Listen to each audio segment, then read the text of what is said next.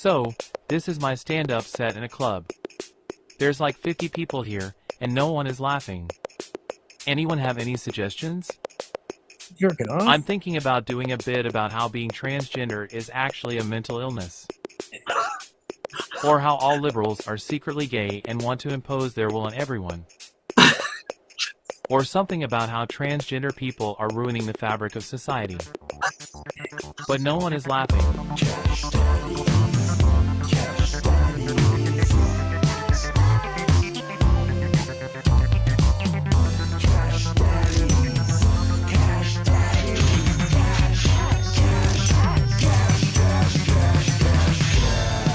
Daddies is for entertainment purposes only. You'd be an idiot to listen to anything these degenerates say.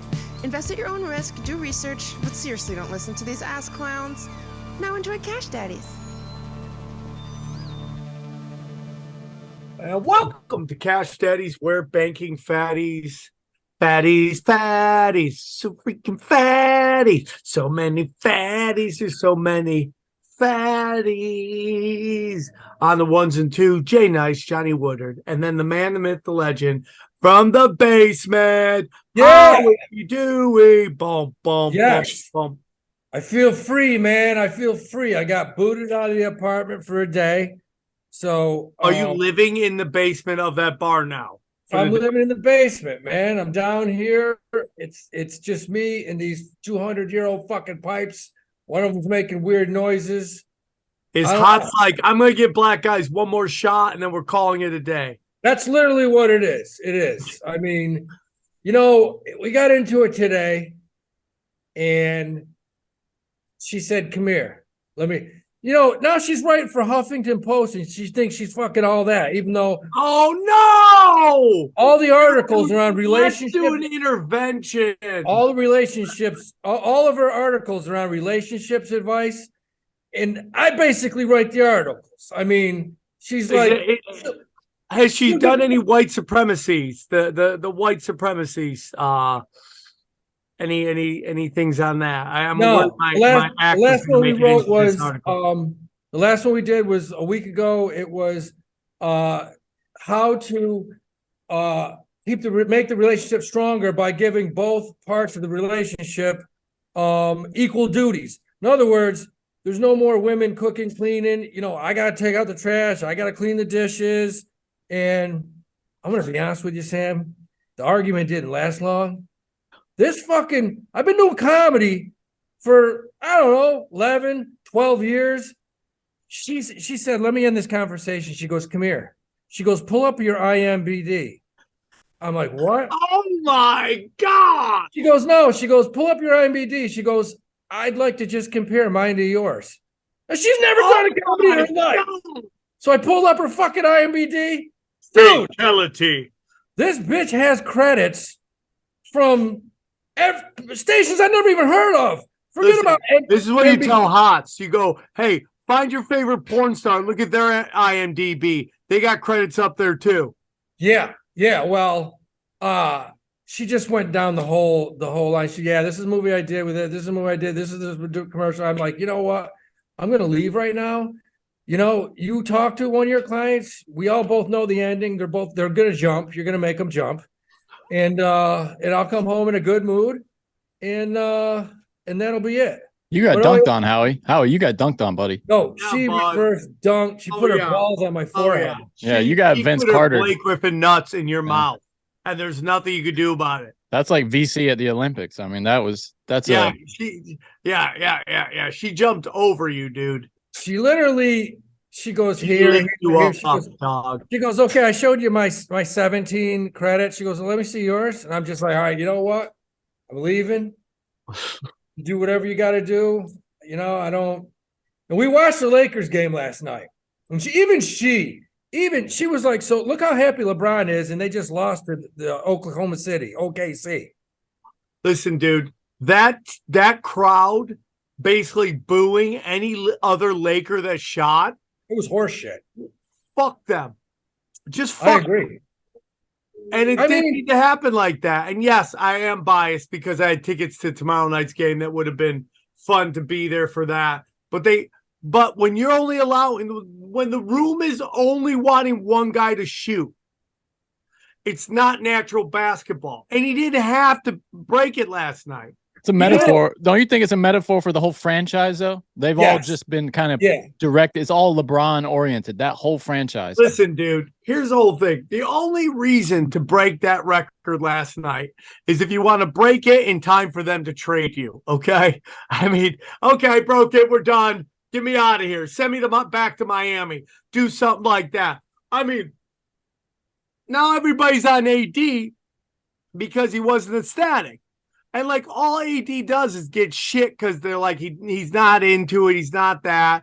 And now this guy, and this is why I love Russell Westbrook. I don't think he should have been on the top 75 above Klay Thompson or Dwight Howard. But I do think that he was like, fuck you. I'm going to shoot this ball.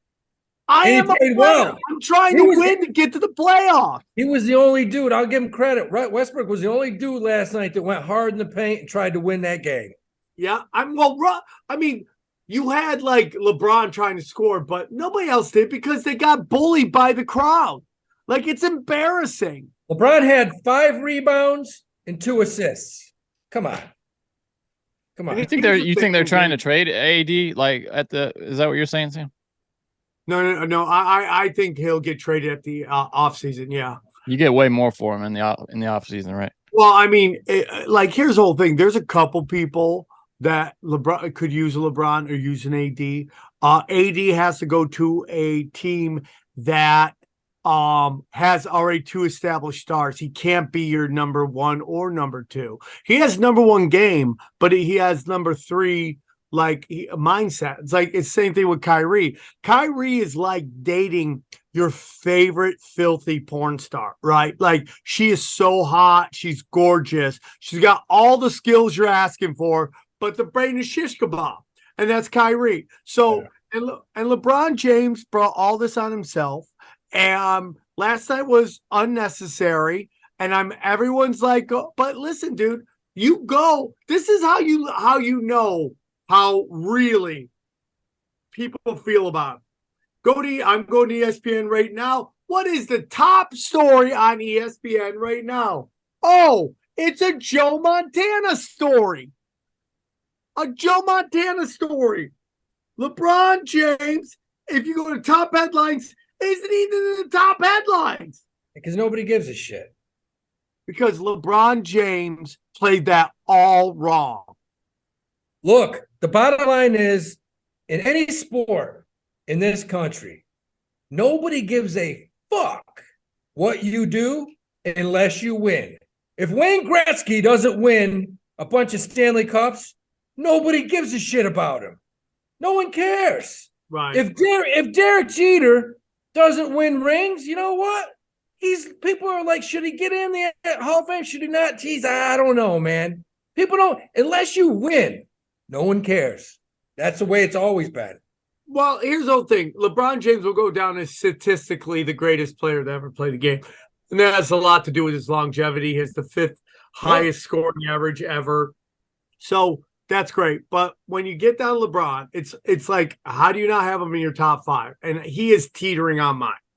Okay. But when you take in IQ, which is what everybody talks about with LeBron, you can't take away that he disappeared in at least 3 of the finals he was in. The Mavericks was real bad. Mavs, Spurs, the first Spurs that they lost. You remember he's cramping up and he was having weird games. You remember that one? And then that last Cavs versus Golden State where they blame what's-his-face, the shooting guard, for the problems when George Hill missed both of his foul shots. Yeah. And nobody talks about that. But as soon as they lost that game, LeBron checked out. And then it was all about stat stuffing at that point. Just checked out. So, and then he put all these teams together. So you can't talk about his basketball IQ without talking about the 3 finals he somewhat either didn't show up or checked out in. So I have him top 6. And he is statistically one of the greatest players to ever play the game. But his head, his mind, his political views, stuff he did on the outside, okay, Space Jam 2, all have to be taken into account. Well, I think overall, people compare him to Jordan. You can't compare him to Jordan. Unlike Jordan, LeBron is actually a nice guy. LeBron has feelings. He's got a heart. LeBron, if somebody was walking across the street and they got run over by a Mack truck and their head was 15 feet away, LeBron would stop and try to help you out, try to console people that saw the accident. Jordan would be like, I'm fucking late to the golf course. Let's go. I mean, Jordan was a stone cold killer with a black heart. He didn't care about people. He didn't care about anything in the world, family, nothing. He kept about one thing. He wanted to win. And he would do anything it took to win. And, they asked him, they said, did you ever think about becoming the all-time leading scorer? And he said, no, but if I did, I would have stayed in the league until I was the all-time leading scorer. He goes, but that never dawned on me. He goes, the only thing I ever cared about was championships. You can't take 3 years off right in the middle of it. And then come back. Yeah, and then kick ass. All right, so congratulations to you. What you guys, we're seeing now, it looks like Twitter's back online. But Twitter goes down for a little bit for a short time. I still can't send DMs or send tweets or anything. All right, let me see. Check your DMs and see if you can send a DM or refresh them and stuff. It's been down for a little bit now. They've been having problems over the past couple of weeks. What's going on, Elon? What's going on? If you go to downdetector.com and go to Twitter's page, you can see that they've been having problems off and on for a while now. And I mean, that's what happens when you fire most of your employees. I mean, well. We're going through some. All right, so how was your week, guys? My week, I'm going back and forth to Patreons. It's a wild week because Uncle Howie called the top of the market last week, and it's gone up probably another 5%. Came down today, which we loved. We were up 6% in SQQQQ, which means the market, the NASDAQ's going down. So we hit that today. We're getting some losses back. The stock that I bought puts on, NVIDIA, I bought puts on it at 193. I think it's at 220. It's gone through the roof. And you know what, man? I try to tell these guys, I'm like, I'm not worried. We went out to March. I talked to a good buddy of mine, technical analyst. He thinks it's going to drop he thinks this whole market is going to drop sooner than later. Not because the economy's bad. I mean, it's just gone up too fast, too quickly. Interest rates are still going up. Unemployment is at a 40-year low, and wages are still high. That's not a great thing. That's not a good thing. That means the Fed's going to continue to raise rates. So, we just got to play this thing. We got to be in the game. We got to be watching everything. And the Duke crew is going to bank Fatties. Yes, we are. Bank Fatties. Love it. Johnny, how was your week? You know what? I've still been bobbing around with Bitcoin. And, we talked last week about robotics. And I said I wanted to kind of find a way to invest in automation and robotics. And I did that. I found a few ETFs to invest in. So I'm going to stick with that for the long term because God, they're going to be the only people with jobs. Is it an AI ETF? Yeah, there are a couple of them. Howie, hold on. I was pulling it up here. Because I talked to one of my buddies who's an analyst. iShares has one, but that's not the one I'm in on. Hold on. It's called, I think the sign is BOTZ, BOTS. It's Global Robotics and Artificial Intelligence ETF. Yeah, that's AI. That's an AI ETF. Yeah. And there are a couple. There are a couple. iShares has one too. I like that, especially long term, because listen, I talked to my buddy and he said, Howie, the next 5 years, anything technology, they better have something to do with the cloud and artificial intelligence. Because you saw what happened to Google today, down 8%. And it was down for one reason, because Microsoft rumor is they have a little bit better artificial intelligence search Yeah, engine. that Chat GPT. The Yes. problem with Chat GPT is that they've already ruined. Dude, it is so interesting to me when you see somebody who has a real chance to capture market share and they just shoot themselves in the fucking foot. And the great example is Chat GPT. Everybody's talking about Chat GPT. They're all talking about it. Yeah. And now it's coming out. That's woke as shit. It's super woke. Well, it's Microsoft's product. And well, no, they bought it. They bought it. Well, they bought the company that developed OpenAI. Yeah. Yeah, they bought it. So, they're going back and forth, and Google's like, you know what? They're about the same. So they're basically arguing who has the better AI. You imagine the nerds that these guys are hiring out of MIT right now, just on it. They're going to dorms and saying, who's the fucking smartest person here? We'll give you $300,000 the first year. You get your own toilet. You get blown once a day. Happy hours on us. Can you imagine the incentives that these two companies are going after these nerds at MIT and Cal Berkeley? Yeah, that's crazy. Sam. That's the reason I don't think if originally you remember they were talking about how AI was racist because it was pulling in all this shit from far right webs, what was it, like Stormfront or whatever, they were pulling in that along with everything else off the internet and kind of collating that. But now you're hearing about, like you said, that it's kind of left leaning. But I think they're going to be competitors, dude. It's not soon because there's no way this is the only company that has a product like this. There are going to be others. There's already one that's open source. I can't remember the name of it. And whatever's the best one is going to win. I mean, that's how our system works, hopefully.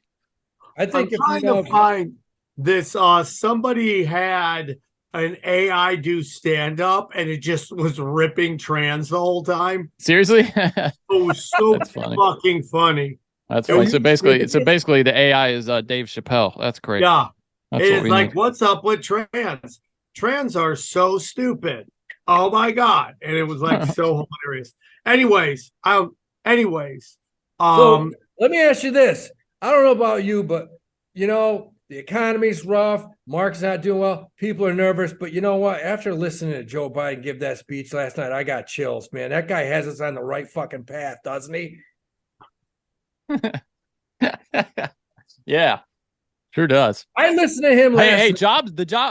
I will say January jobs report was. Oh yeah, and what are those incredible jobs, Johnny? Are they? That's a good question. Yeah, sign flippers outside of Subway and OnlyFans. I mean, what are we talking about here? Are these new fighters at Bellator and the UFC? What are these fucking jobs? And my opinion. I think that people more and more are diversifying their revenue streams. So the impact of, let's say, legacy corporations struggling aren't going to affect people as much. That's my humble opinion. I'm not saying everybody's on the internet making money like the way we're blessed to, but it does seem like there's more diversity in how people make money now. Would you see a ghost? No, you want to say hi? Come here. Hots? Is it Hots? No, say hi. Hi. This is one of the greatest servers in the history of the Barrow Street Ale House. How about she's a human being with feelings and dreams, you piece? How do you know she's not a robot? Okay. Oh, is that AI so advanced? Yeah. Hi. Hi. You're cute. Thank you. What is your OnlyFans? Yes, you got to start Onlyfans. They're big. I'll help you. Sexual harassment suit in 3, 2. Yeah. So, but Sam, here's the thing: unemployment. It's at a 40-year low. I'll tell you why. Johnny will tell you. Over the past 3 weeks, Johnny, how many people have been laid off? And that won't come into effect until probably April or May. Yeah, because you're not officially unemployed until you've hit the job market. Start to that look number's for jobs. Going to go up. It's going to go up. It's going to go up fast. Yeah, and they're all. I read also that they think that because we've had an unseasonably warm January, that it had something to do with that too. I don't know why, but that was one of the things I read. was that it could like falsely inflate the jobs numbers. What do you think about that stock buyback thing he talked about? The 4% buyback tax. Johnny, real quick, while you're looking it up, I just sent you the AI stand-up clip. I texted to you from my social. Okay, I got it. See if you could play it so that so we can see if Howie will let him. What do you think about that, Howie? That 4% buyback. I mean, anytime you own a stock and there's a buyback, god damn, that's a good thing. That's good for the stock price, man. Look at Facebook. Look at Zuckerberg. He's buying back like a shitload of shares. Dude, you can say whatever you want about Zuckerberg. That guy he knows what the fuck he's doing. They didn't invest as much as we thought in that fake, false, wherever the hell it was. Metaverse. Though Zuckerberg knows his shit. They got billions of dollars in cash. Here we go, Howie. Let me know if you let this AI be a regular at your club. Can you guys hear this? No. Hold on. Hold on. I got my haircut. It looks like me. Yeah. Howie, he's got jokes like you. Oh, God. All right, here we go. So, this is my stand-up set in a club. There's like 50 people here, and no one is laughing. Anyone have any suggestions? Jerking off? I'm thinking about doing a bit about how being transgender is actually a mental illness. Or how all liberals are secretly gay and want to impose their will on everyone. Or something about how transgender people are ruining the fabric of society. But no one is laughing. So, this is my stand-up set in a club. There's like 50 people here. That's so strange. This is supposed to be Seinfeld. This is AI Seinfeld is what this says. Yeah, AI Seinfeld. By the way, he does better than Seinfeld does on the road, by the way. I hear. Who came up with the name Larry Feinberg? How stereotypical is that? Larry Feinberg. I mean, we're just missing one. Jews run everything. Dude, but I mean, AI, all these companies right now, it's a war. It's a war in America, around the globe. Can't get to open. Whoever gets the most advanced AI, I don't care what it is, that's whose stock is going up for the next 5 years. Yeah. So speaking of AI, Tesla's not doing bad, right? Tesla's had a nice little Tesla and NVIDIA are two stocks. And you know what? I put Tesla on my 2023 portfolio. It was down around 100. What's it now? 200? It's doubled. Tesla's doubled in 30 days. Yes, it has. Would I buy it now? Hell no. It's going to come back. I would not buy it right now. No, absolutely not. What now? You know, I mean, did we talk about it? They had the big news that they were cutting prices, like $7,000, and then. Oh, was he doing Crazy Eddie's?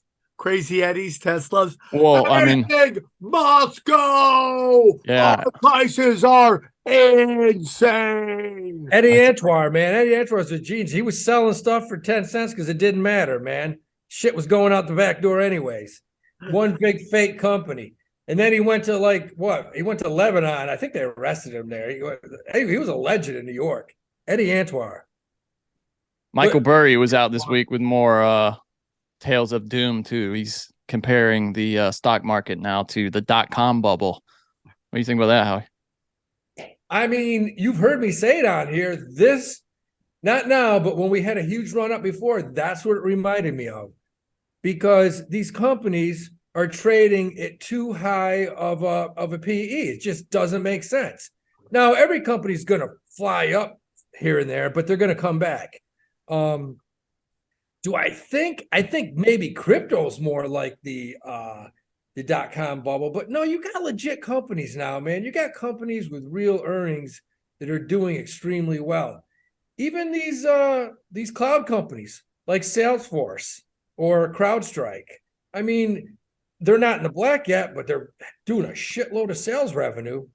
So I don't think it's that bad. Of course, I wouldn't go. Burry's a smart dude, man. Burry's a sharp dude. Yeah. Yeah. He also makes more money on negative news. You know, I mean, he's a negative Nancy generally. Negative Nancy. He crushed it in 2008. That's what bought him those homes in the Hamptons. Yeah. So I do think we do correct. We do correct. We go back from here. I mean, we're going to sell off. Should we answer some questions or should we get to the guest? That we'll be answering questions in the Patreon portion of this. Another piece of news here: Disney's laying off 7,000 workers and cutting $5.5 billion in costs. What do you think about that? What's the stock up after hours? Hold on. 8 points. I'm guessing 8 points. It's up a little. Let's see. After hours, it's up 6%, 6 points. That's huge. 6% in after hours. They laid off a shitload of people. Their earnings are pretty good. I've said it a while, man. Disney's a stock I like. I like it. I mean, it's interesting, dude. I mean, they're probably trying to make sure their shareholders are okay, but we're seeing a lot of this. Now, how do you think these layoffs are because of the economy, or are they just trying to find a way to up their stock value? And if they're laying off, is that a sign things aren't good? It's tough to tell because, you think they're laying off people, the economy's slow, we're not doing as much, and we need to pump the stock a little bit. That's all true. I think mostly these companies are laying off because they just hired too many fucking people. They hired too many people pre-pandemic. I mean, things were too good. So I think they're just trying to level out. And I think a lot of these people will get hired back. Maybe not the same company, but, different companies, different jobs, different positions. And then the last news thing I wanted to mention is that Robinhood's reporting decline in monthly active users for the 6th straight quarter. Yeah. I mean, the old hood. What did they think was going to happen when they, turned on their customers? You know what I mean? They turned on their customers, and they expected people to continue using that service? I mean, yeah, the company's got a lot of problems. They're slow. A lot of it relied on crypto, which actually crypto's bounced back nicely the last few weeks. Yeah, Shiba Inu making a little run. How about Hex is doubled since I'd shit on it last week? It's doubled. So what is it now? You Hexicans can thank me. It's at like 5 cents. Oh, big run. You can buy a fucking coin for a nickel. Shiba Inu. All right, we're going to get to the guests, but real quick, you can see Howie and myself next weekend. We're going to be at the Dojo of Comedy. I'm there 3 nights. The Thursday night, which is the 16th, is the 5-year anniversary of the club. And then Howie, Dewey, and myself will be there Friday and Saturday. So let's welcome the guest. Very excited. He has a podcast called the Money Tree Podcast. Please welcome Kirk Chisholm. All right, so let's get into again. His podcast is called the Money Tree Podcast. Please welcome Kirk Chisholm. How are you? Hey, I'm doing great. Thanks for having me on, Sam. I appreciate you joining us. I was talking to Tim. He's like, I got this great guy, and here we are manifesting this. Kurt, for those who may not be familiar with you and your podcast, can you tell us a little bit about yourself and where our listeners can find you? Sure. Yeah, my background is I started at Payne Weber in 1999 in December, so probably the peak of the bull market of the 90s. That's when I started, 99. Yeah, great time to start. You learn risk management pretty quick, huh? Yeah, we had like one good year where we thought we were geniuses, and then April of 99 happened, and that's the most amount of money I ever lost that fast in my life. Yeah, that was an experience. That was a house, a wife, dogs. I fucking lost everything. Yeah, it was fun. Oh, sorry to hear that, man. Well, you're still around. Let's see, you were covered, right? You're still here. He's living in the basement right now. His girlfriend kicked him out because she has a better IMDb, but that's a different story. Tell us about you and your podcast. Yeah, so started back then and ended up over the years, just, went through, obviously, the markets went up and down, and started our firm here 2008, and primarily focused on risk management. And our podcast primarily is focused on educating investors about investing from a different kind of angle. There's a lot of investing podcasts. The way I look at it is we're not teaching people how to think. We're not teaching people what to think, merely how to think. So we're teaching them mental frameworks, how to think about investing, how to digest what people are telling you compared to what's real. As probably Howie knows, there's a lot of BS in Wall Street. Actually, it's probably all BS, but it's the way they frame it is a narrative as opposed to the truth. So we really try to build that out for people to help them be able to discern that for themselves. So what do you do differently? What do you do? Because you just said something so important. And that's mental framework. And, I have so many guys on the pod and they'll DM me and say, Howie, what do I need to do to become an expert trader in a couple of years? And my answer is there's nothing you can do, pal. You have to be in this market actively, in my opinion, every day for, I think, close to a decade, just to train your brain to not get emotionally invested when things go up or when things go down. Because you've been in it long enough where if you have something that's 40, 50, 60, 70% down, you don't get frazzled. It's coming back. It earns money. It's a solid company. It's got good leadership. But as well as me, those clients that would call you 4 times a day, what's going on? The market's down 1.7%. What do I mean, that shit used to drive me crazy. That's what used to send me to Applebee's across the street and 7 Jack and Cokes before noon. What's wrong with that? You're saying it's a bad thing, Howie. It saved me. No, I'll tell you, the one thing that kind of saves me, because that's tough. I mean, I lived through 2008. I lived through 2017, 2020, 2001 too was 2001 too. Yeah, I mean, all of it. I've seen it. And the only thing that really kept me sane and really kept my clients with me is we do a lot with risk management. It's not about, so this is where the frameworks come in, right? So we're taught a lot of what I didn't come up with this, but basically half-truths, right? Benjamin Franklin actually talked about this in one of his quotes, like half-truths are a big lie. And the half-truth of Wall Street, there's a ton of them. Like one of them is buy and hold is the best strategy. Well, buy and hold is the best strategy in a bull market. In a bear market, it's not. Like what happened from 2000 to 2013, basically S&P 500 lost money for a full 13 years before you even broke even. So basically you lost 13 years of time. I can go out and make more money. I can't make more time. So buy and hold is not always the best approach. It is an approach that works most of the time, but when it doesn't work, you can lose half your stuff. Well, and let's look at last year, for instance. You just said it. Buy and hold 2022, you got killed. In everything, right? It didn't matter what you were in. 60-40. You got killed in bonds. Right. I think gold was the best one and they broke even. Yeah. Everything else lost money. Right. So it's that's some of the frameworks that we talk about are like how to think about investing in a different way. It's like pulling yourself back and saying, is this true? I'll give you another one. You probably remember this, Howie. Back when you started, they had this thing where they'd say, well, if you miss the 10 best days in the market, your returns would go down 7% annualized compared to everybody else. You know what they don't tell you? So let's just give you some numbers. They used to say it's all about time in, not timing. Right. But because they like to say that because it gets you all like feeling good about it. Here's the thing they don't tell you. So they give the framework of, well, if you were in 100% of the time, you turn 10,000 into 700,000. If you missed the 10 best days, you only made like 200,000. Where you're thinking, well, wow, I don't want to do that. What they don't tell you is if you miss the 10 worst days, you would have had like 3 million. So it's all about perspective. And yes, you can't time the market. And I get that. And that's part of it. But Wall Street has a buying mentality. Buy. They don't tell you when to sell. Oh, really? When should I sell? Never.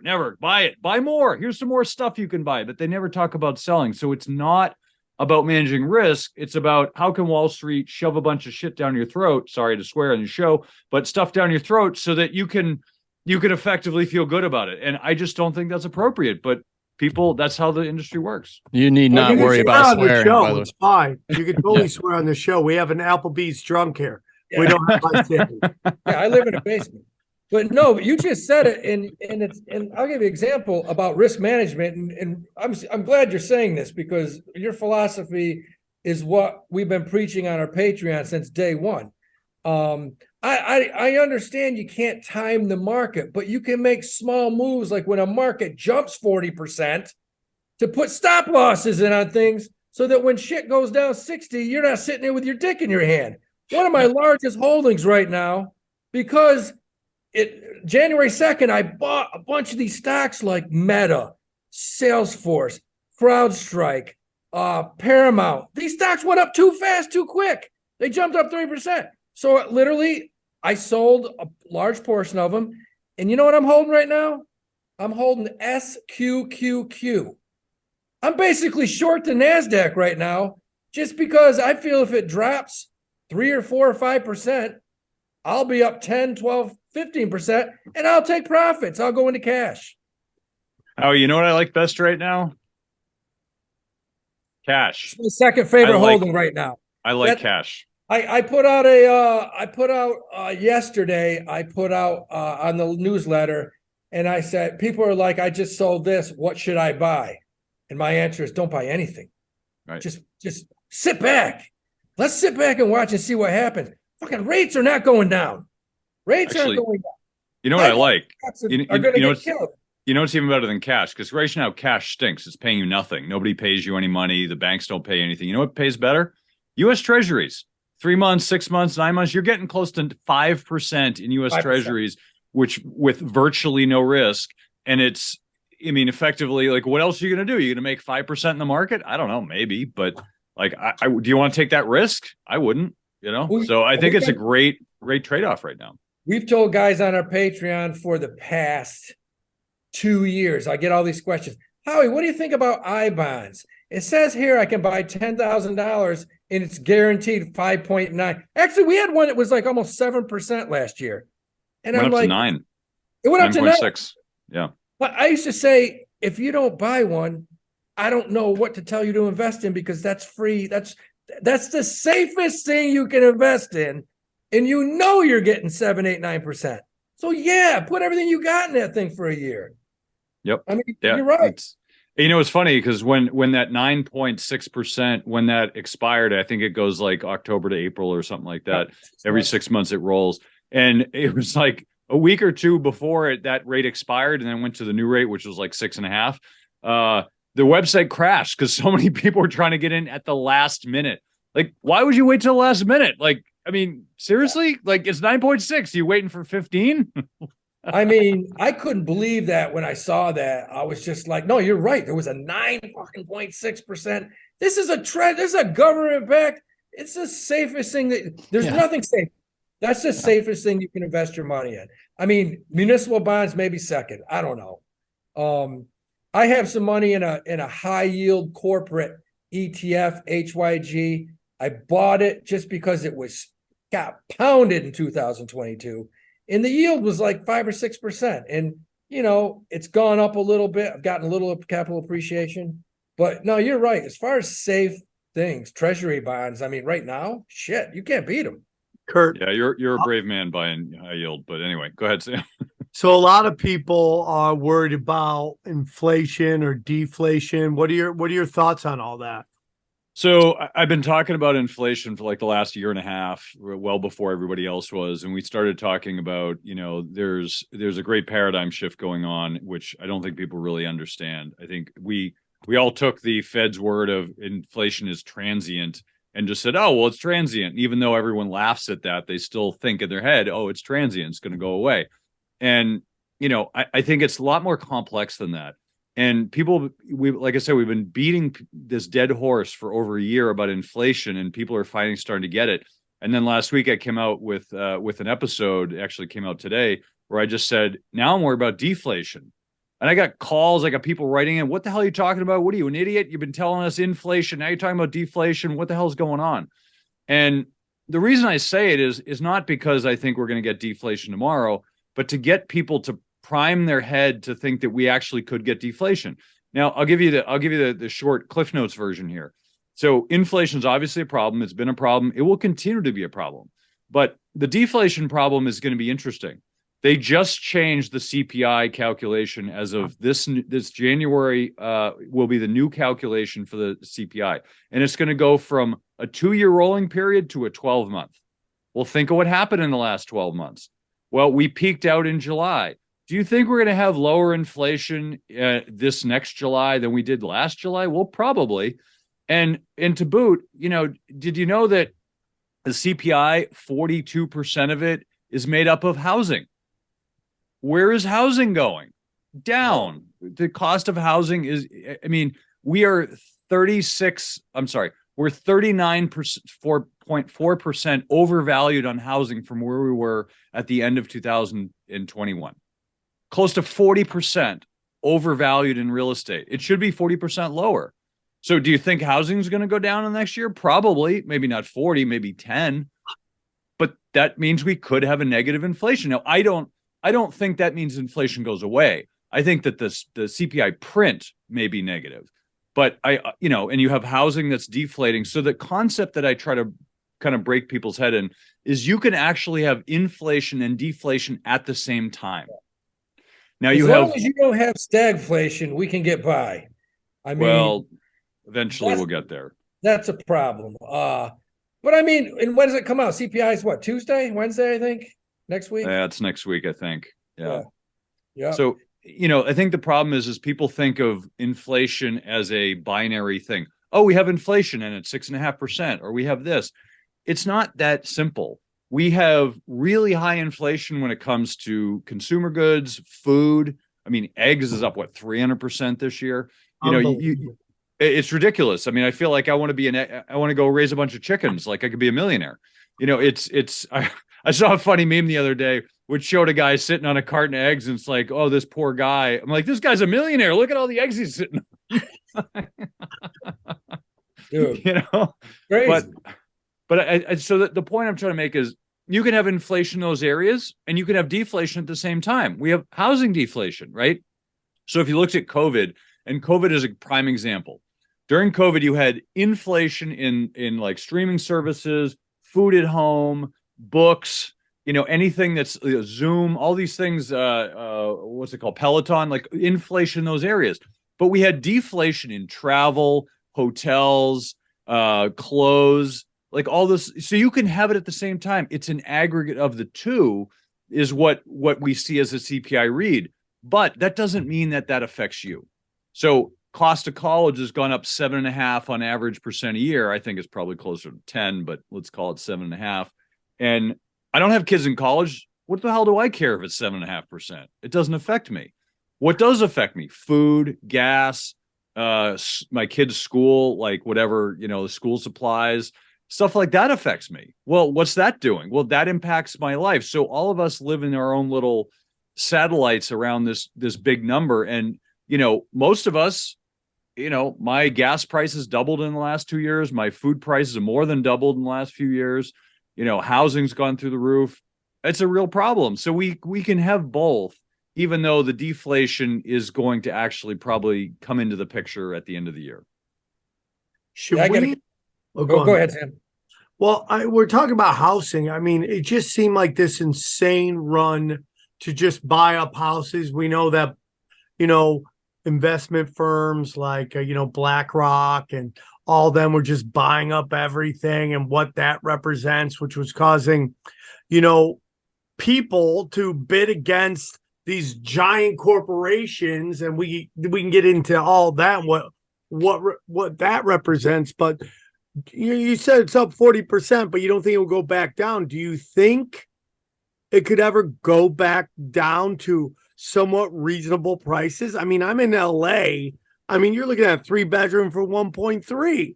And it's like, I mean, so this one couple that I was looking to rent their house because they got married, bought a house at the top of the market. They broke up and now they're like trying to scramble to fill this place so they're not eating it on their mortgage. But it's like he's going to try to sell that thing in this. He's either going to ask for an exorbitant rent or try to sell that thing at super high prices, and he's effed. It's like, do you see it? You only think it's going to go down 10%? You don't think it could get closer to what it was when you said like 2021, which was 40% lower? If inventory, shows up a little bit here, the problem is there's no damn inventory right now. I talk to real estate brokers every damn day, and the problem is prices in most places across the country have dropped. I think the mortgage rate is at a 5-week low today, but the problem is inventory. There's not a lot of inventory on the market right now. So if we had some houses come free here, I think you'd see more of a drop. I mean, what do you think? So you guys actually hit on some of the major points. So if you look at housing right now, let's take a step back. So 2021, I actually did this. It's funny. I'm putting out this blog post tomorrow. I did this analysis back there. So 2021 was, you could have got a 2.5% 30-year mortgage. Like, not everyone was around 2 3/4, but you can get a 2.5% 30 mortgage. Now, if you kind of look at that, let's say it's 3%. If you had a $500,000 mortgage at 3%, that's $2,180 a month, right? Okay, that's what it is. Now, if you took that, let's say it was 2.5%. If you took 2.5% up to 7.5%, which we pretty much touched at one point last year, that means your interest payment doubled. Yeah. So if you were paying $2,180 a month, you'd be paying whatever that is, $4,400, close to $4,400 a month in payments. I can't afford that. Like, I can afford $2,180. I can't afford $4,400. And so what's happened is you have real estate prices and mortgage rates hit an equilibrium, right? There's like an affordability that generally fluctuates, but it's within a range. So what happened was you had the affordability become way out of control and real estate prices didn't keep up. So you've got this big spread of affordability. Now, people can't afford to pay this high price. They can only afford this. And these people, they should be dropping their real estate prices around 40% or so to meet that. But they're obviously not going to do that. Oh, my house is worth what it is now. It's not worth that. And so you have this discrepancy in the market where sellers don't want to drop it and the buyers can't afford to pay it. So as long as you have high rates, which I expect we're going to have for a while, I'd be surprised if rates go below 5%. But as long as you have high rates, then eventually real estate is going to have to come down to reasonable levels. And, I think the problem with real estate is it's slow. 5% or so of the market and the inventory turns over every single year. So if I don't need to sell my house, I'm not selling my house. Maybe I thought I would, but I'm like, you know what? I can't get the price. I'm just going to wait till it comes back. Well, maybe it doesn't come back for 20 years. I'm not saying it will, but like, what if that's a scenario? Japan had deflation for 30 years. 1990 was the peak. It still has not reached the peak, and it's 33 years later. So I'm not saying we're going to become Japan, but that is a scenario we have to be aware of. So what if that's the case and you can't sell your house? Well, you have to rent it. But what if the rent's less? This is what happened in Japan. Everything went down. Rents went down. Prices went down. Now, here's the problem. I don't want to depress all the listeners of your show, but here's the problem. You have a fixed mortgage at $500,000. Your house is worth $600,000. What if your house is now $500,000, now $400,000, now $300,000? The mortgage doesn't change, but the house price drops and then rents drop. So you have this declining economic scale, but you have fixed mortgage. The benefits of leverage in a mortgage is when real estate prices are rising because the fixed rate doesn't change, but the price does. So if you basically have an increasing leverage as the price drops, which is kind of a double punch to the gut on top of the fact that you're losing money in the value of your house. So real estate is it's this big problem. So 2008, the real estate crisis was centered around banks. What's the word for that? What you're describing right now, isn't that word called foreclosure? Yeah, but if you're paying your bill, so here's the problem. Like, I bought a 2.5% mortgage on my house. I don't need to move. I got 2.5%. What the hell do I care what the price is? Yeah. That's the problem. No one's forced to move. It's when you're forced to move. Let's say you get relocated. Well, now you're screwed, right? What am I going to do? I'm going to overpay, and people. So what I've done, I'm just going to rent. Renting is the best option. You can get a good rent now in most places. And I'll wait 2 years, I'll wait it out, and then I'll buy when prices go down. But not everybody has that luxury.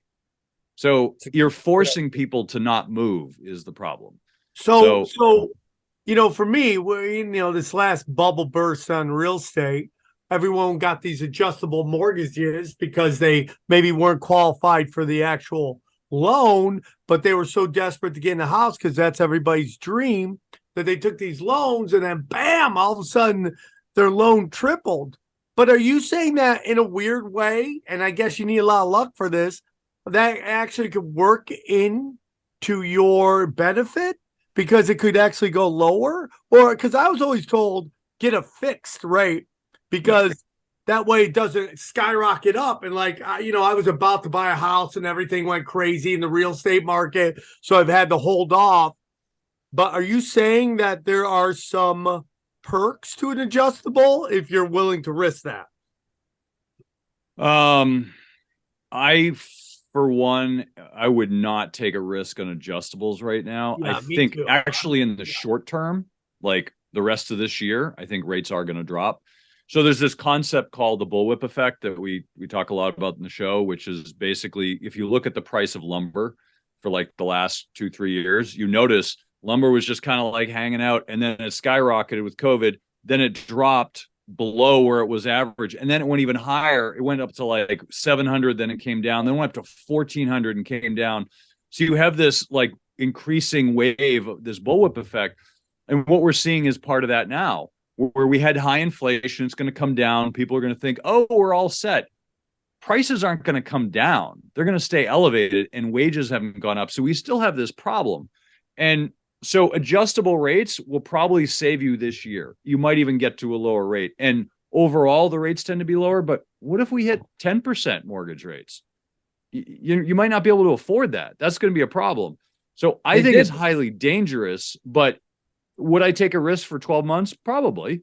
Beyond that, I don't know. In the 70s, they were that high. Well, they went up to 20% in the 70s. In the 70s, yeah. Yeah. I mean, 15%, 30-year U.S. Treasuries. Howie, you're in the investment business. In the market? I would put 100% in that and go to sleep and go to the beach. 115% U.S. Treasuries. That's a gift. I remember back in the day when, like, I knew kids that were, what'd you get for your birthday? I got a CD. What? Yeah, my grandmother bought me a CD at 16% or whatever, the crazy ass. And it was like, you can understand why. Of course, no one had any money back then, right? No, so we were right, but that's the thing. Like, so this is where the paradigm shift comes in, and I think this is where people need to really expand their mind, and this is going to really screw with your head hearing this. But if you think about like 1980, right?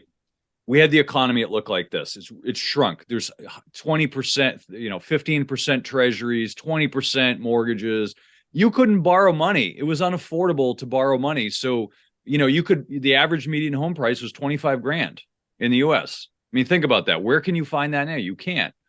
But that was a median home price. So 25 grand, but you couldn't borrow money. So once rates started to drop, all of a sudden asset prices started to go up because you could borrow more money, which means money expands in the economy. There's more money, so people can spend it and do other things. So prices went up. That $25,000 went up to $400,000 now, which I think is approximately the median home price. But you have all this leverage. You have all this debt out there.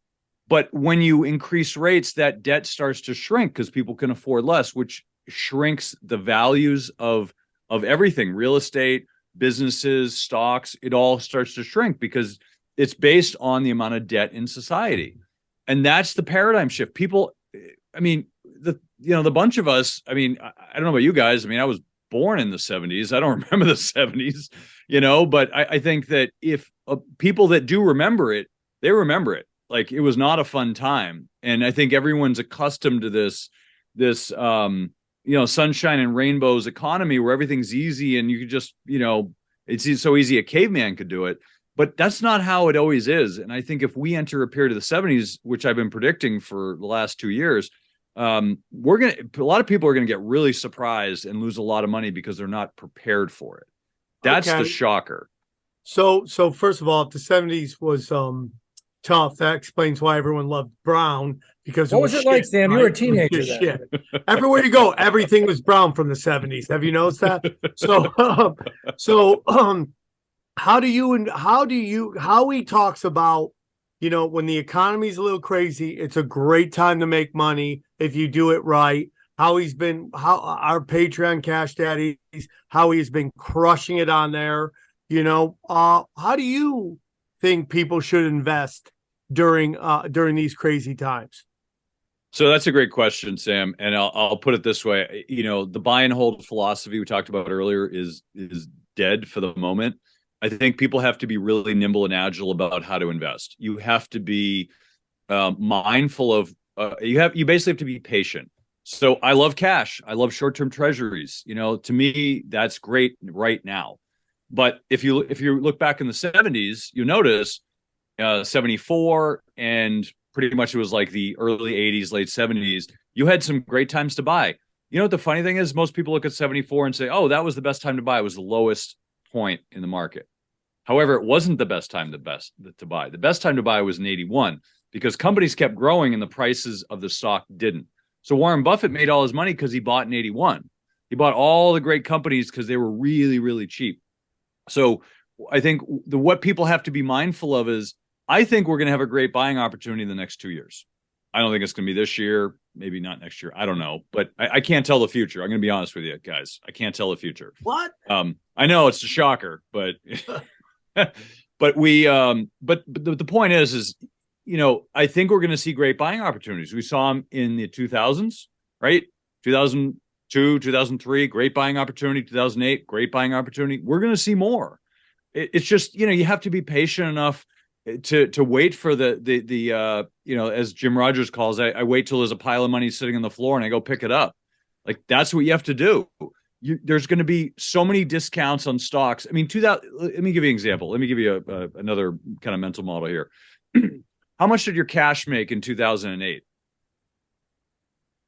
About what? 1.5%, maybe 1.25%, maybe. How much did it return you though? It didn't return you shit. Nothing. Okay. So let me change your thinking around that, Howie. What you're thinking is how most people think about it.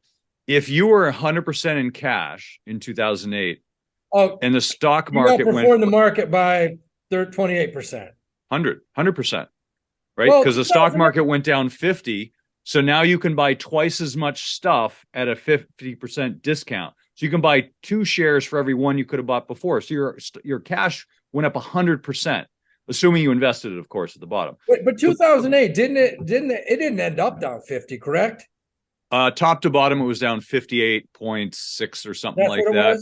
That was from 2008 down to 2009 in March at the bottom. That was around 58. I just say 50 just to make the numbers easy. So basically, it made over 100% if you bought at the bottom. So the point is not that you buy at the bottom because that's a fool's errand. You're talking about if you bought the S&P, the indices. Yeah, I'm giving you a mental model to think about, like how to think about cash, right? Is that cash is valuable if you're patient and you can say, wow, the stock market's down 50%. I don't care if it goes down another 10 or 20. This is a good time to buy and I'm going to go all in. Absolutely. Right? But you can't do that if you're sitting invested in the market. This doesn't mean you sit in cash for the next 10 years. That's not what I'm saying. I'm just saying, think about the model of how you should have cash in your portfolio for opportunities. If you want to invest in some of these stocks when they're down 70%, tech stocks, good, go ahead. Like, I mean, there's so many things you can invest in now, but make sure you have enough cash. With the readers, we call it dry powder, man. And I'm like, dry powder. I get DMs all the time. Howie, I bought your stock at 17. It's at 30. Should I sell? I'm like, don't sell it. Put a good till canceled in 10% below and go to sleep. Yeah. If it keeps going, it keeps going. If it stops out, that money sweeps into your money market account. You got dry powder, you got cash. Just sit tight. Dry 100%. Powder. I love that. Dry powder. I love that. So last thing, I mean, you kind of talked a little bit about risk management. Is there anything else you want to kind of cover on that before we let you go because you crushed it on here? Yeah, thanks, man. So risk management, I'll tell you, because as I mentioned earlier in the show, risk management is, I think a lot of people don't understand it. It's not a individual problem. It's an industry problem. Most people think of risk management as I'll just diversify and I'll be fine. Warren Buffett calls diversification, I'm going to paraphrase it, but it's basically, it's a solution for idiocy, right? Or stupidity. Like it's basically, if you make mistakes, it'll save your butt, right? But that's not risk management. That's risk management of yourself, not of your investments. So risk management, so here's what I define as risk, because if you want to talk about management, let's talk about risk. Risk is a permanent impairment of capital. Most people think of that as volatility. Oh, the stock market's bouncing around. I got to protect against that. No, that's management against volatility. Diversification is really good for that.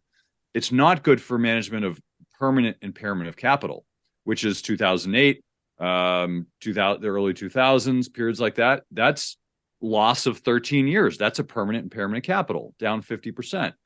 2020, I normally would have said yes, but the stock market ended up back up. So that's volatility. That's a crazy way to look at it. But so risk management is about making sure you don't lose big when the market goes down. So if the market drops 50% and you're only down 2, that's a win. This doesn't mean you sit in cash picking the top, because that's also a fool's errand. It's about having, like you said, stop losses is one solution. We use options as a way to hedge risk. We know covered calls. We use, puts. We have spreads. We do all, we buy long options. Like, we basically can define our risk to a very finite number. We can say no matter what happens in the market tomorrow, the most you can lose is X. That's defined risk. So if the market closes for 10 years, well, all right, I lost 2%, but I still got my cash. I can do other things. That's the point of risk management. Now, there are many ways to do it, but the point is it's really important to understand how to manage risk, because the buy and hold strategy doesn't do that. The advisors out there just say, it'll come back. Just hold on. You'll be fine. And the reason those advisors tell you that is because they have 1,275 clients, and they don't have fucking time to call you every single day and tell you what to do. I mean, that's the bottom line. It's all about assets under management. And assets under management, you need 1,000 plus clients with $500,000 each. You don't have time to call everyone. And most of these advisors aren't really good at their job. I mean, let's be honest, Howard. There's plenty of advisors that just suck at it. They're good salespeople, but they're not investment managers. They're not researchers. My manager came in my first week of the job. I was reading the Wall Street Journal. I came in early. He's like, hey, you're not getting paid to read the Wall Street Journal. I'm like, all right, point taken. We would get in trouble. We would get yelled at if we were caught looking at reading Barron's, Investors Business Daily. They used to say, hey, asshole. Our manager would say, what are you, an analyst? No, we didn't hire you as an analyst. Get on the fucking phones. And if you weren't making 500-600 calls a day, they got rid of you. That's not very PC, Howie. The woke culture would eat you alive for that one. Oh, dude, this show is all about getting canceled. Yeah, it's all about cancellation. Thank you so much, Kurt. We don't want to keep you all day. You were nice enough to jump on for us when we needed you. His podcast is called The Money Tree. Do you have an Instagram or anything that you want people to check out? I mean, I'm on LinkedIn all the time. You can come to the moneytreepodcast.com. You can get me there. I really hate social media. I think it just sucks the life out of you, but you can find me there. I'm anywhere. I'm easy to find, but I appreciate you guys having me on. It's just Kirk Chisholm, just my name. I got you, brother. With a C or a K? It's Kirk, last name Chisholm with a C, like the Chisholm Trail. I got you. Well, brother, we appreciate you coming on. Thank you so much. And we're going to thank Tim for making this happen. Thank you, guys. And all right, man. Yeah. Thank you so much. Thanks for having me. Okay. Thank you, Kurt. Great conversation. Fire. All right. Real quick. Hey, Howie, you got anything else you wanted to talk about? Yeah, man. Sam's, when's the last time you went to a movie? Went to a movie, had some popcorn, a drink, whatever. When's the last time? I was just talking about this with Off the Grid Ryan the other day. I think it was Bullet Train. I went last week. Like 78? Howie goes all the time. Howie does? I mean, Johnny goes all the time. Yeah, I've seen two movies in the past two. I go about once a week. I'm going to go see Avatar probably either Friday or Saturday night. So, reading today, in movie theaters in America are really, truly becoming extinct. They're getting crushed. AMC's about to go under, shares at $5, stock's at $5 a share. And I didn't realize this. When you go into a movie, 44 to like 50% of all the money they make is on food and drink. It's on soda and popcorn. Yeah. So what these movie theaters are doing now is they're changing. They're getting liquor licenses and they're coming up with like expensive cocktails. You can order like lobster, mac and cheese, maybe a steak. That's the way they're doing things now. They're trying to up the food and the drink to get people to come in. I don't see that working, man. Well, are you going to hit on this news story from this week from AMC about the seating with what AMC started doing this week, they announced is they're actually going to charge more for seats in prime locations and less for seats like near the front. Oh, you mean they're just going to be airlines now? These exactly. Yeah, exactly. I don't see that business model being successful. We've already seen this happen, and it's called newspapers. USA Today did this. USA Today kept upping the price of their paper to make up for the revenue that they're losing when people stop buying newspapers. And all they did was run off the people that bought newspapers. Yep. No, I know. Here's what's going to happen, dude. Here's honestly what's going to happen. Because I really do believe that the experience of movies, okay, is so much more fun at the movie theater than at home. But we're going through this kind of thing that music went through, where like these record labels were just fucking everybody on CDs. They would like sell you a CD for $18. There would be 2 good songs and 3 songs of just answer machine messages. That's all it was, right? And people said, why am I going to pay for this garbage when I can just stream it? So what's going to happen is like the giant chain movie theaters are really going to struggle. They're really going to struggle. And then what's going to happen is these tiny indie places are going to start popping up because there's going to be certain movies you want to watch at the movie theater, like Top Gun, right? Oh, yeah, Top Gun was probably the last one I saw in the movie theater. Top Gun. Those are movies you want to see in the movie theater because they're giant theatrical movies. But there's so much crap at the movies now, you can't risk it for $20 anymore. I can see if you got kids. You got kids, like Sam says, it's an experience. You get the kids pumped up, Thanksgiving Day, whatever. We're going to go see a movie. Yay, everybody. Yay, here we go. You do it. Everybody. Yeah. You drop like $250. I mean, you go home feeling like your ass just got pounded. I don't see it, man. I don't see how the hell this business model is going to be successful. I think what you're going to see is the movies retreat from the suburbs and from the rural communities back to the cities. And it's going to be something that people go into the city to do. It's going to be a city activity, like, hey, we're going to take the day and go to the movies. Because, yeah, I just don't see any way they survive in smaller towns now. You know what's wild? Like Sam just said, we got a movie theater here in New York City on 6th Avenue, and it's one of those indie movie theaters. And it's dirty, it's grungy. It's like you think you're walking back in 1973. But fucking people go to this place. They go to this place to watch a movie you never heard of. That's me. That's pretty much me. Listen, if you want to talk about movie industry devastated, look at the adult film industry. I mean, all those adult films theaters are closed. It's coming to an end. And it was a great run. And you know who's really hurting? Porn theme music. Okay, movie tracks to pornos. Those are gone. Those are great runs. And that. All right, guys, if you're looking to see me live, go to samtripoli.com. If you want to see Howie live, go to howiedewey.com. If you want to see Johnny live, he lives on the corner of Wilby and Johnson. And you can just masturbate outside his window. So enjoy it. Thanks, guys. We're going to go over to the Patreon. So come join us. Hope you guys had a good time. Thank you again, Kirk, for coming on. We will talk to you soon. Bye. Hey, guys. All right. So we're going to jump over. Welcome to Conspiracy. Well, no. Sorry. No. Jesus Christ, Sam. Guys, welcome to the Patreon. This is where we go deep. What podcast? Where Patreon? We go so fucking deep. So fucking deep. Still haven't confirmed that you know what podcast you're on. I just want to hear you say it. I'm on Cash Daddy. Okay, there we go. Just want to make sure. Of champions. All right. We got Steelo free. He's a little depressed about these Nvidia puts. How you got any words of encouragement for him? Yeah. 2 things are going to happen here. Either Daddy was wrong and we're going to take an ass beating, or this thing's going to come back over the next 2 weeks and drop 40 points. Look, it's not going a lot higher. Everybody and their mother is buying puts on it. It's got to drop at some point. All right. Don Smith, here's a question.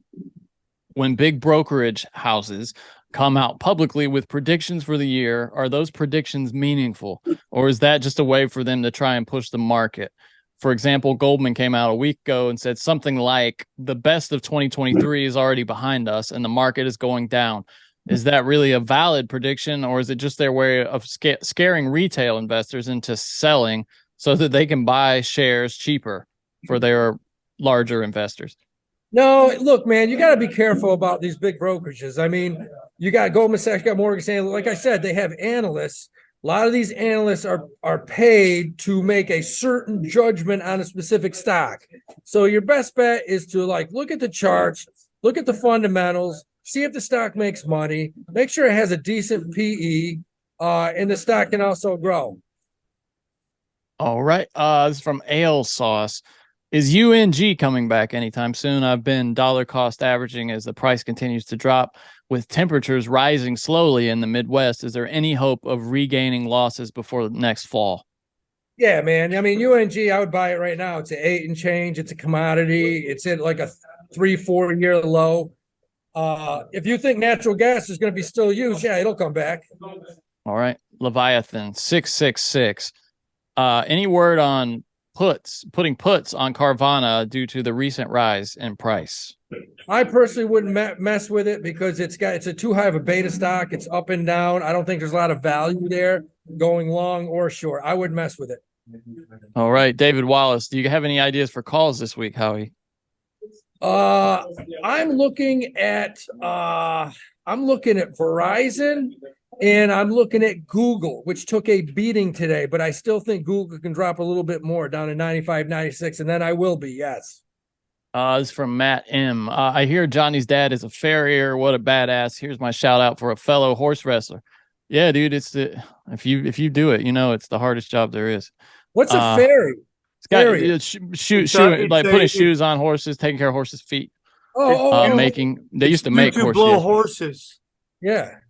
Yeah. Matt also has a question for you, Howie. How do you feel about your 2023 picks, both if this market sells off or if it keeps climbing? Do you think any of them have already made most of their gains for the year? Is there more to gain by buying CrowdStrike at 115 and Meta at 185? Yeah, I sold Meta. I sold CrowdStrike. I sold a few of those because they were up 25%. I will buy them back. I think we will have a sell-off, and I'll buy them back at a lower price. Okay. Mike Fagan, good morning. New here and don't have much trading experience. Do you have any suggestions for links or tutorials to learn options and futures trading? Ooh. Yeah, man, futures trading, don't mess. If you're just new, don't mess with that shit because, you're going to lose your left testicle before you even fucking make a penny. So don't mess with that. Yeah, testicles, man. We got them. I got 3. Yeah, testicles. But no, seriously, look, read books. I said there's a technical analysis book that I put out. DM me. I'll give you the names of them. Look, yeah, just read Investors Business Daily. Read Barron's, man. You will learn fast and quick. Okay, and then Karan Buffett asks, can you go over some of your rules for investing, such as how deep you can go on an option play and how much dry powder you like to keep when making moves, etc.?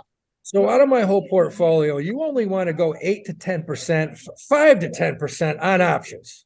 Okay, keep it a small portion. If you're new at it, buy one. Just buy one and learn how to do it over time. Sometimes you'll see I will double down. I doubled down buying SQQQQ when it got down to 40. It's back up to 45. It varies. It varies on how solid the stock is, how much volume is on it, in market conditions, sentiment, that kind of thing. A lot of things. Okay. Nick Mathewson says, hey, Howie, I'm new here and I'm going to be opening an IRA. What platform do you recommend? Also, I saw the picks for 23 and I'm wondering what a good allocation for stocks and ETFs would be. He says he's 23 and he knows growth should be his main objective. Smart kid, man. Go to E-Trade, Charles Schwab, Fidelity, open up your Roth, DM me. I'll help you start on a couple different ETFs. Okay. Michael Burry is a secret Howie's homie here. First question, plug power or blink charging? Do you like one or the other, or both, or none? Second question, thoughts on all this AI frenzy, the buying right now in AI. He says it reminds him of the blockchain. Is that here to stay, or is it a flash in the pan? I think he kind of already addressed that in the main show. But. Yeah, I mean, the AI is here to stay. That's the future, man. Unfortunately, it is, man. We're gonna have robots fucking banging us in the ass in 10 years. Make sure you get lots of lube, man. It's gonna be rough. But as far as Blink or Plug, I love Plug. I think it's hydrogen. It may take a few years, but I like Plug, PLUG. Bought it at 12. I think it's up to 16, 17. Okay. Brent says, what type of account do you suggest trading options in? I could see doing an IRA/Roth for the tax advantages, but they're more risky. So maybe I don't want to be trading options with retirement money. No, man, don't mess with it. Put a little bit of money aside and in a taxable account, and that's where you can do a few options. But no, your Roth, your regular IRA, don't mess with options, man. Okay. Make adjustments. All right. David Wallace says, do you like this thesis, Howie? We have been watching SQQQ and UNG.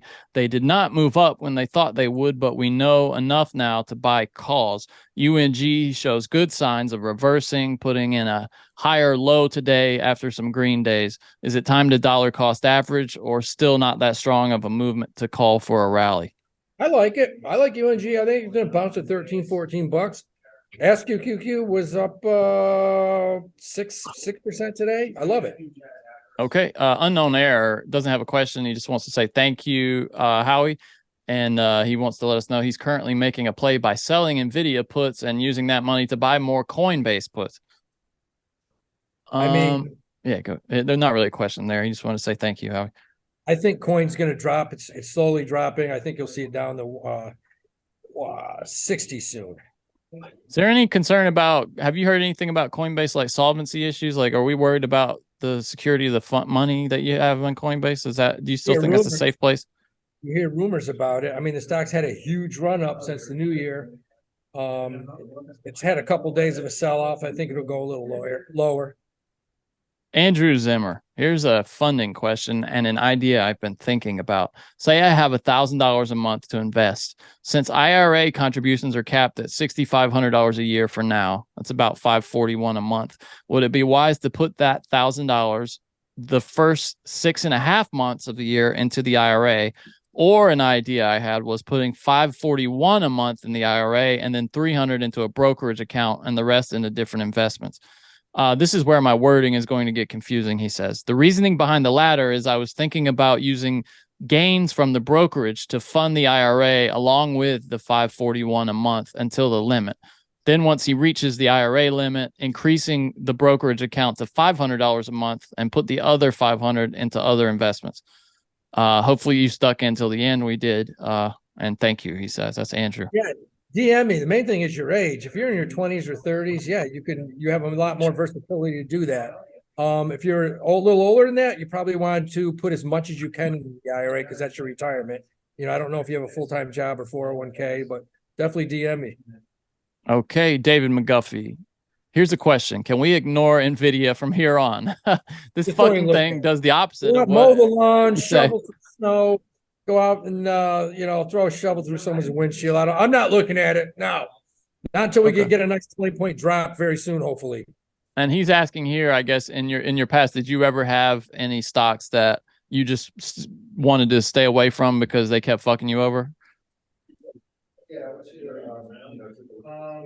Not necessarily. I don't look at it as emotions. No. I mean, NVIDIA may be one. I'm starting to think about it. Because, it's happened twice. But, no, I haven't. I don't emotionally get involved with stocks or companies. I just I listen to what my friends who work on Wall Street tell me, and I look at charts and other things.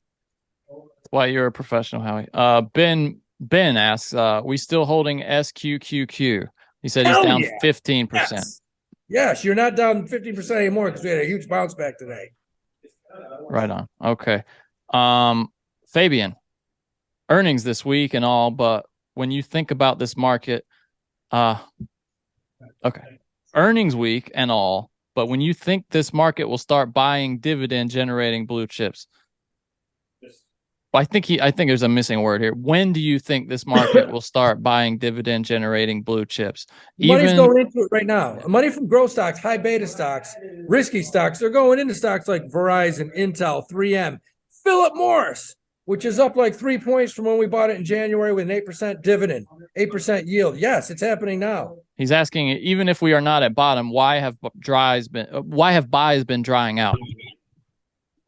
Buys in blue chip stocks with dividends.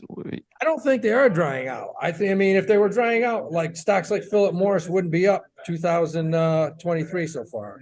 Certain stocks, certain high dividend blue chip stocks are doing pretty well. All right. Yeah, that's all the questions. We tore ass through those things.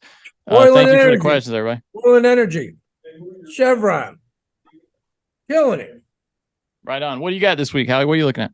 Oil and energy? Is that it? Dude, Uber. How many times do I talk about Uber on this goddamn show? I bought it at $24. It's at crushed earnings. It's at $36. Ooh. You guys listen to me and bought Uber. You're happy, baby. Damn.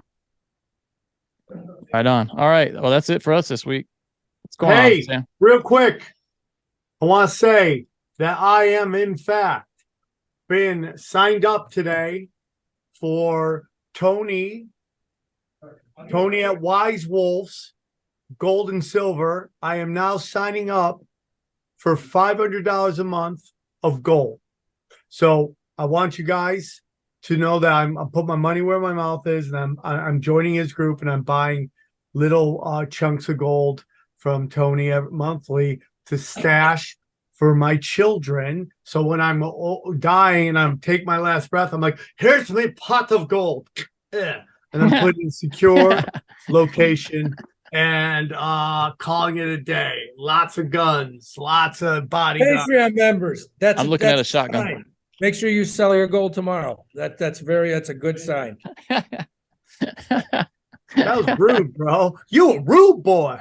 You a rude boy. Where did that go? Thank you, guys. Hey, real quick, if you love this show, do us a favor. Share links on your social media and give us a 5-star review. We got to start reading the 5-star reviews because it helps grow the show. And Apple iTunes. Tim Pichette.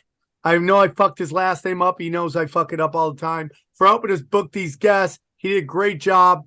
And we're going to hopefully have him book some more for us, and we'll get it going. But we love the show. We love you guys. I hope you guys got a lot out of this. You know, whether you're Howie or you're me, I hope you guys got a lot out of this. And Johnny, you're more towards Howie. That's why I didn't say you. But if you're Howie and Johnny, savvy investors, I hope you got a lot out of this. If you're a Captain Retarded like me, I hope you got a tiny bit out of this. So thank you guys. Have a great week. Thank you for supporting the Patreon. We love you very much.